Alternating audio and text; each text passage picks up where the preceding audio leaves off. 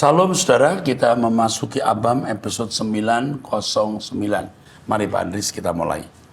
Baik, dari pria usia 43 tahun sudah menikah, memiliki 2 anak di Cikarang Utara.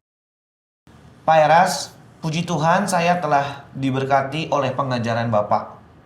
Yang menjadi pertanyaan saya yaitu, menurut data dari literatur yang pernah saya baca, kalau kata Yahweh itu adalah nama dari dewa di wilayah Samaria. Yang menurut para pengajar bahasa Ibrani, nama Yahweh itu tidak bisa digantikan, nama YHWH itu tidak bisa digantikan dengan nama Yahweh. Karena Yahweh tidak ada dasar atau akar bahasa Ibraninya. Jadi semestinya Adonai. Minta penjelasannya Pak, Tuhan memberkati pelayan Pak Eras. Jesus bless. Ya, ini sebenarnya menjadi tema khusus yang sedang saya persiapkan, yang tidak bisa saya jawab dalam satu kalimat. Ya, Yod He Wo He. Ya.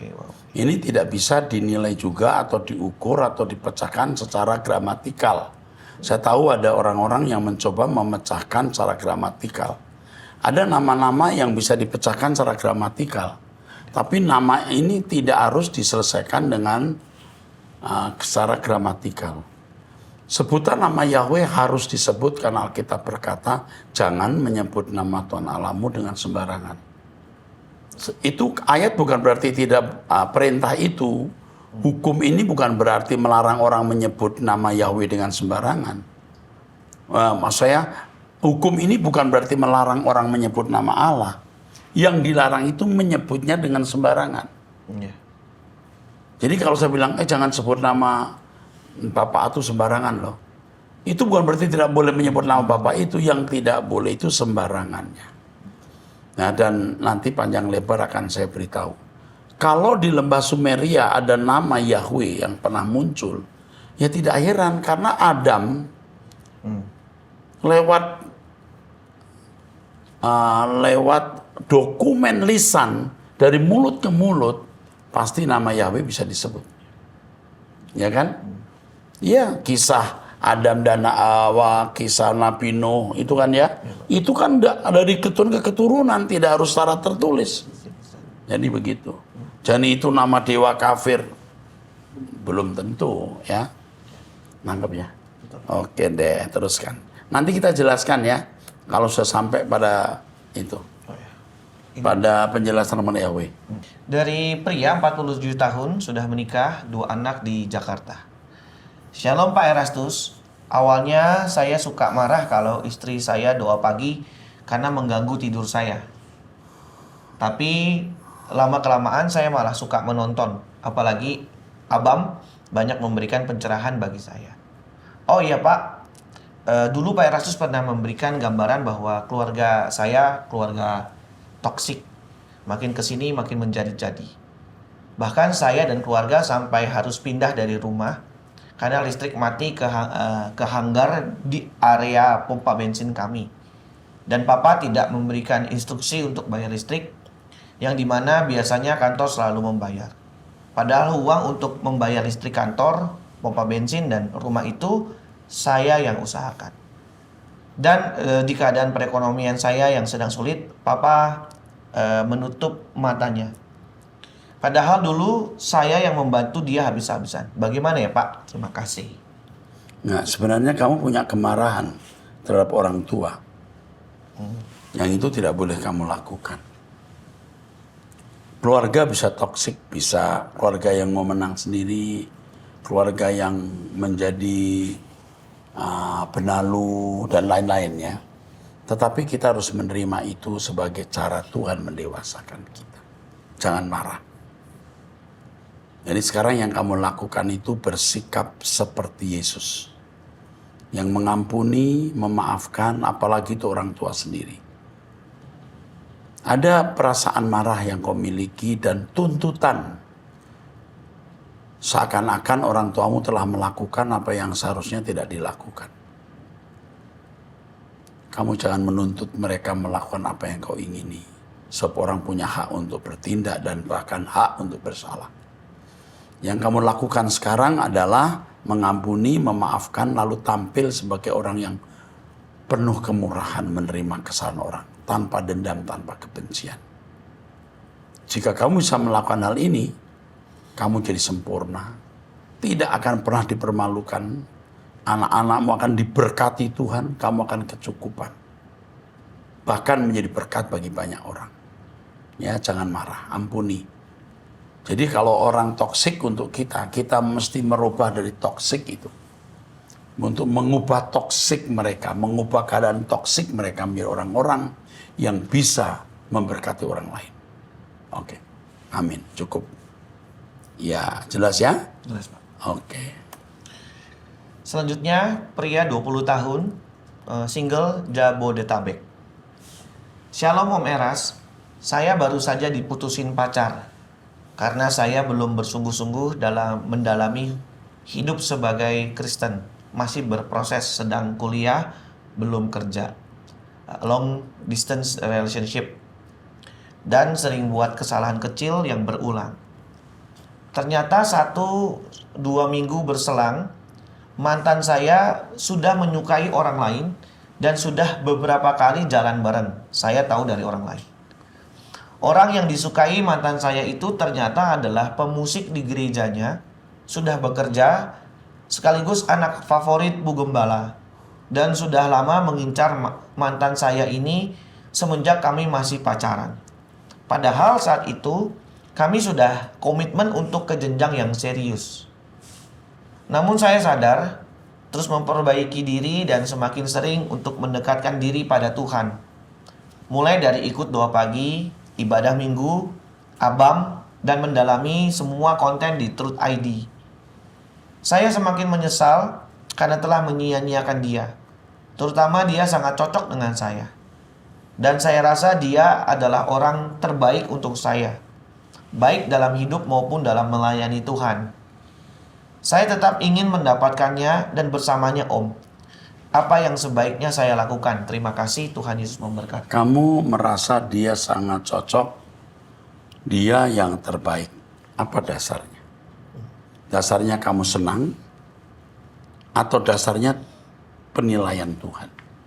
Sebenarnya kita tidak tahu. Kamu jangan berkata dia sangat cocok dan dia terbaik. Tidak, belum tentu, tidak pasti. Jadi ini yang kamu harus tahu. Usiamu masih 20 tahun. Kau masih akan banyak ketemu wanita yang bisa saja jauh lebih baik dari dia. Nah sekarang kamu jangan berkompetisi dengan pemain musik itu. Kamu tenang saja. Ya, jangan berebut. Kamu tenang saja, kamu jalani hidup, kamu kuliah kamu kuliah dengan baik. Kamu maksimalkan potensi. Kalau memang Tuhan menghendaki dia menjadi milikmu, gampang Tuhan membuat pemusik itu meninggal dunia atau putus, easy, gampang. Tapi jangan kamu mengupayakan, jangan kamu yang mendesain, nanti kamu salah melangkah. Jangan sampai kamu ke arah mendewakan wanita ini. Saya merasakan kamu sakit dan kamu marah di sini, dendam, ya. Terhadap pria itu, kenapa kamu merebut pacar saya? Kamu sudah ngincar dari dulu. Padahal belum tentu juga dia ngincar. Belum tentu ya. Kecurigaan kamu bisa. Atau mungkin dia mengincar. Ya tidak salah mengincar. Belum jadi istri. Kecuali jadi istrimu dia mengincar. Nah kamu boleh marah. Jadi sekarang yang kamu lakukan adalah kamu kuliah baik-baik. Memaksimalkan potensi. Dan menantikan petunjuk Tuhan. Masih banyak wanita lain. Ya. Jangan memberalakan wanita ini. Saya tahu kamu sakit, nak. Tapi jangan tetap tinggal dalam keadaan sakit, kecewa, patah hati. Itu rugi. Ya, oke. Sakit loh. Iya. Ya kalau ingat wajahnya dia, aduh. Lalu kalau waktu di gereja lihat dia, apalagi dia jalan dengan orang lain, waduh. Mendidih di hati, langsung mendidih di hati. Mendidih di hatiku, gitu ya. Ku selalu menyesal. Jadi akhirnya memberhalakan wanita itu. Jangan ya nak. Saya ingat Om Eras bicara ini gampang, praktiknya sulit. Tapi kamu harus keluar dari keadaan ini. Kalau tidak, kamu melukai dirimu sendiri. Ya, sublimasikan atau kompensasikan patah hatimu dengan belajar yang rajin, kuliah, dan memaksimalkan potensi. Oke, teruskan. Selanjutnya wanita 24 tahun belum menikah. Shalom Om Eras, ada yang mau saya tanyakan dan mungkin banyak juga yang penasaran dengan hal ini. Bagaimana pendapat Om Eras mengenai binatang, anjing atau kucing yang sudah meninggal? Apakah kematian mereka atas seizin Tuhan?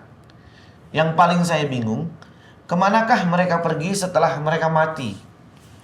Karena dunia menjawab mereka akan pergi ke Rainbow Bridge. Yang dimana ketika owner meninggal, nantinya akan menjemput hewan peliharaannya di sana. Saya bertanya hal ini karena sudah beberapa minggu saya tidak berhenti menangis setelah anjing saya mati mendadak. Padahal usianya masih 3 bulan. Anjing ini ceria dan tidak ada penyakit. Hal ini membuat saya jatuh sakit dan stres. Hal ini menjadi pertanyaan bagi saya. Kemanakah dia, anjing, pergi? Karena hal ini selalu menghantui pikiran saya dan membuat saya terus merasa bersalah atas kematiannya. Oke deh. Orang kalau membaca ini bisa ketawa, termasuk saya ya. Tapi kalau orang sudah cinta hewan, piaraan, itu kecintaannya bisa hampir mirip dengan pacar atau kekasih. Makanya kan ada kematian binatang yang sampai diratapi, saya membuat upacara kecil pemakaman ya. Terus sekarang kan ada jasa krematorium binatang. Ya. Iya, krematorium binatang. Kenapa dia sampai bisa begini stres? Karena dia belum menjadi kekasih Tuhan. Kalau orang jadi kekasih Tuhan, intim dengan Tuhan, jangankan binatangnya, orang tua meninggal, dia akan menangis 1-2 hari. Setelah itu dia akan menerima kenyataan. Jadi apakah kematian anjing dalam kehendak Tuhan? 1 lembar daun yang jatuh pun di dalam pengetahuan Tuhan, apalagi anjing. Hewan, apalagi itu dicintai oleh salah seorang anak Tuhan. Pasti Tuhan mengizinkan. Kamu disayang Tuhan, Tuhan tidak ingin kamu masuk neraka gara-gara hati kamu pindahkan ke yang lain. Ini baru anjing. Kamu udah tertambat. Nanti kamu ketemu pria, kamu tertambat lagi. Padahal pria itu belum tentu benar juga. Jadi sebenarnya Tuhan mau mengajar kamu, jangan terikat apa-apa. Tuhan, aku rela mengosongkan bejana jiwaku ini, gitu. Dari segala keinginanku dan semua hasrat pribadiku. Gitu ya. Saat ku pulang menghadap Bapa, hanya Engkau yang ku miliki, bukan menjemput anjing. Iya. Tapi pernah saya ditanya, Pak, nanti di surga ada binatang nggak? Menurut saya ada. Karena semua yang diciptakan di bumi yang dikatakan sungguh amat baik, pasti di sana ada. Gara-gara pertanyaan saya dibully di media sosial ya. Kata Pak Eras ada anjing nanti. Loh, kalau ada emangnya kenapa anjing itu ciptaan Tuhan dan sempurna? Kau bisa bikin anjing? Ayo. Ada kan anjing-anjingan yang cik terus guling-guling. Pakai baterai. Begitu habis tuh. Tapi kalau anjing ini lucu loh. Anjing di rumah saya, Stefani anak saya mau pergi nih. Barang koper. Dia udah tahu mau pergi. Dia sedih gitu, dia sedih. Pokoknya kalau koper ini dibereskan, Fani mau pergi. Dan dia pasti gak percaya satu kejadian. Waktu Fani mau menikah kemarin, dia mau berangkat kan. Anjingnya diem, dipanggil gak mau nengok. Wow. Bener. Sampai mama saya sama saya, istri saya sama saya. Itu kenapa itu anjingnya Fani, kenapa? Biasa saya panggil, dikasih makan, dia mau. Dia gak mau nengok, dia diem gini.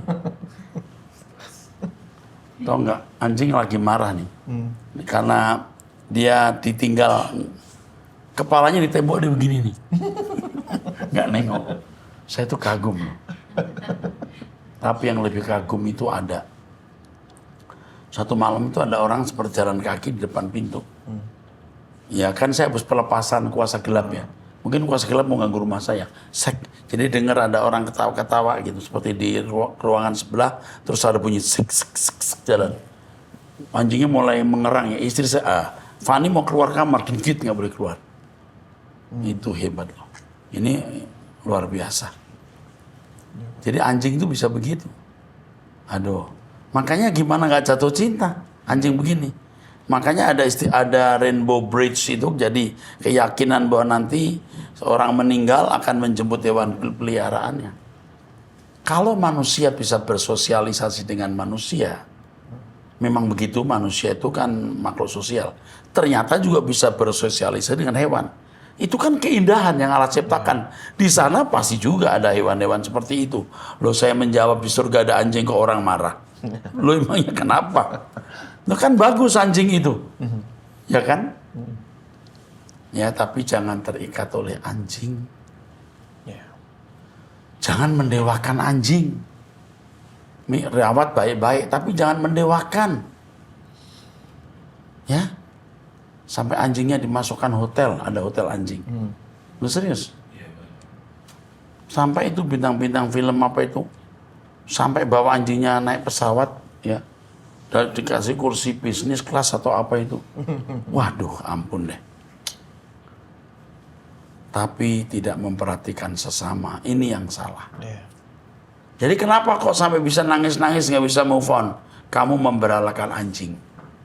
Mati sudahlah mati, cara anjing yang lain lalu piaralah anjing yang lain. Ikatkan hatimu dengan anjing yang baru, tapi tanpa melampaui ikatanmu dengan Tuhan. Kenapa kau begitu? Karena kau belum jadi kekasih Tuhan. Sayang, bahaya kamu kalau keadaanmu begini.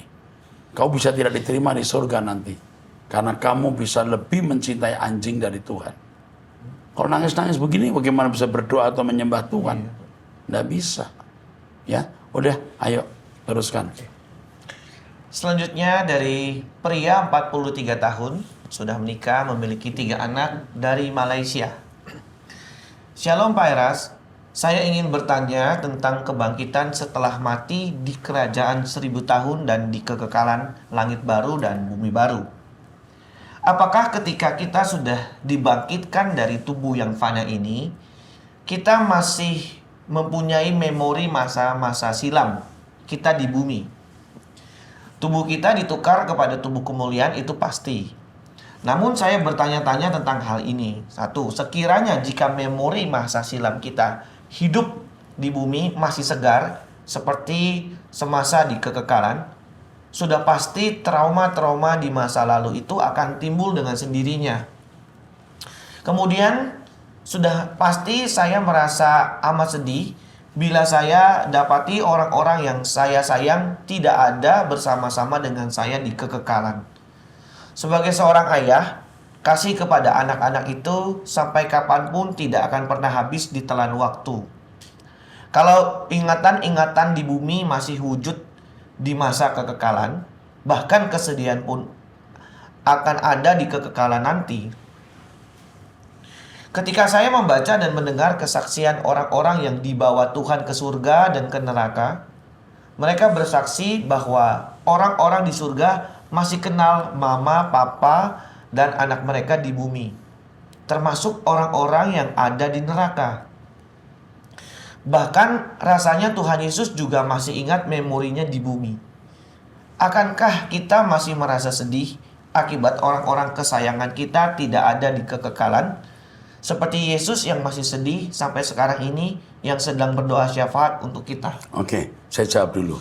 Yang pertama pasti kita akan mengingat orang-orang yang pernah ketemu kita dan memori-memori kita. Di Lukas pasal 16 itu orang kaya itu menyuruh Lazarus supaya turun ke bumi memberitahu kepada 5 saudaranya. Dia masih ingat berapa jumlah saudaranya di bumi. Tapi ingat loh, itu belum langit baru bumi baru. Itu masih di Hades. Masih dalam berupa roh menurut saya. Tapi nanti kalau sudah di langit baru bumi baru, keadaan berubah total. Kenangan masa lalu mungkin tinggal 0,1% atau 0,00 0,00001%. Kecil sekali ketika kemuliaan Allah meliputi di langit baru, bumi baru nanti. Jadi kesedihan tidak lagi seperti pada waktu masih ada di Hades karena belum memiliki tubuh kebangkitan. Kesedihan Yesus melihat dunia hari ini jangan disamakan dengan kesedihan manusia. Dia Tuhan yang memiliki kekuasaan menjadi raja dan memiliki beban terhadap jiwa-jiwa yang terhilang. Bapak tidak menghendaki seorang pun binasa. Tentu perasaan ini ada dalam diri putra tunggalnya Tuhan Yesus.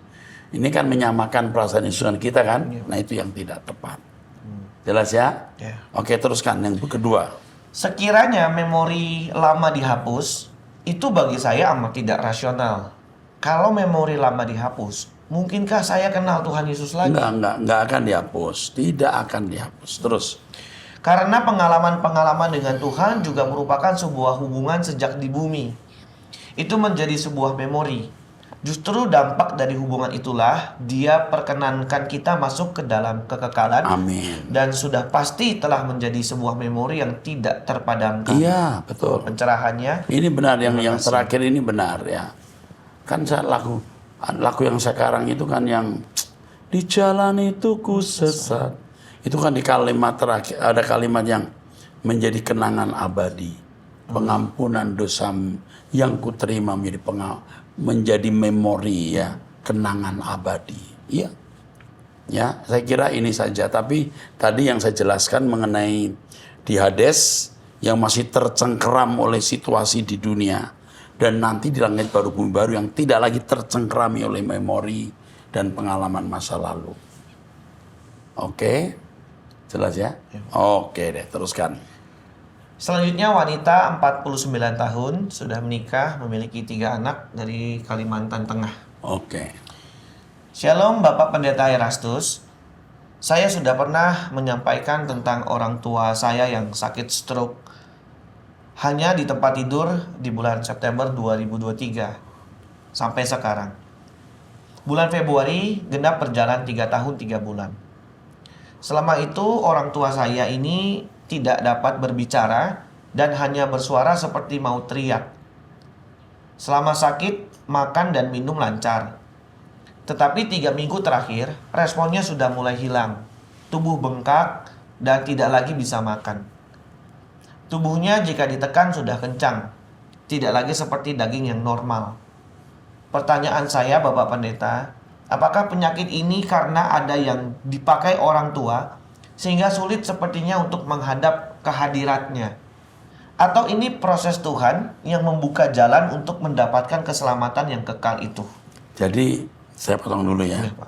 Bisa karena memang proses kematian yang tidak sekejap, sementara tubuh masih bertahan sehingga tidak cepat meninggal, bengkak gitu. Nah, saya juga menyaksikan orang tua yang proses kematiannya bertahap sampai lidahnya tertarik ke belakang, tidak mau makan, baru meninggal. Ya, ini proses alami, proses natural. Juga bisa karena Tuhan mau mempersiapkan dia masuk kekekalan. Pada masa dia sakit tidak bisa bicara, di situ dia akan banyak bicara dengan Tuhan, banyak merenung. Jadi jangan dipandang ini sebagai penderitaan. Kalaupun itu penderitaan, itu baik. Yang ketiga mungkin ada kuasa gelap. Tapi kita tidak boleh spekulatif. Doakan saja ya. Kalau itu kuasa gelap biasanya ada simptom atau gejala. Dia ketakutan, lalu ada suara-suara aneh di sekitar rumah itu, ada bau-bau aneh. Nah itu biasanya gejala-gejala ada kuasa kegelapan atau ada jimat yang harus dilepaskan. Jika tidak, jangan berpikir negatif. Teruskan. Secara daging kami kasihan sekali melihatnya. Umurnya sudah 87 tahun. Kami semua anak-anaknya jauh merantau. Jadi yang merawat hanya adik saya yang belum menikah di kampung. Menurut Bapak, orang tua saya harus doa pelepasan apa gimana ya Pak? Saya tidak tahu, tapi cari pendeta di situ untuk mendoakan dia. Gejalanya kalau dia sering ketakutan, ada suara-suara aneh di rumah, ada bau-bau aneh, nah itu biasanya ada kuasa gelap. Jika tidak usah berspekulasi. Jangan kira-kira. Terus. Kalau di kampung kami, belum ada yang saya ketahui pendeta yang memiliki karunia pendoa pelepasan. Kalau bisa, saya memohon untuk Bapak membawa ibu saya dalam doa khusus. Oke. Nomor teleponnya ini dicatat, kalau bisa nanti melalui video call. Pelepasannya video call. Ya, bisa saya, bisa Pak Sutardi, ya. Atau bisa Ibu Lani, ya. Oke. Terus? Semasa hidup, ibu saya memang agak keras. Oh, ini perempuan ya? Iya, Pak. Kalau begitu Ibu Lani, pakai video call. Oke. Dan memiliki sikap pendendam, mudah sakit hati, sulit menerima keadaan, dan selalu mudah mengucapkan kata-kata sumpah seperti itu. Aduh. Sebagai anak-anaknya, kami sudah memohon maaf dan ampun di hadapan Tuhan setiap kami berdoa. Tetapi sepertinya jawaban doa masih belum ada. Demikian Bapak Pendeta, mohon dukungan doanya untuk orang tua saya dan kami semua anak-anaknya. Tuhan Yesus Kami akan tindak lanjuti ya. Oke. Terkait sekali, terakhir. Selanjutnya wanita 58 tahun sudah menikah, memiliki 5 anak dari Sulawesi Selatan. Shalom, puji Tuhan. Saya mengucapkan terima kasih atas firman Tuhan yang disampaikan oleh Bapak Pendeta. Sungguh-sungguh mengubah hidup saya untuk terus hidup kudus, suci dan benar, serta belajar hidup serupa seperti Yesus dan sempurna seperti Bapa.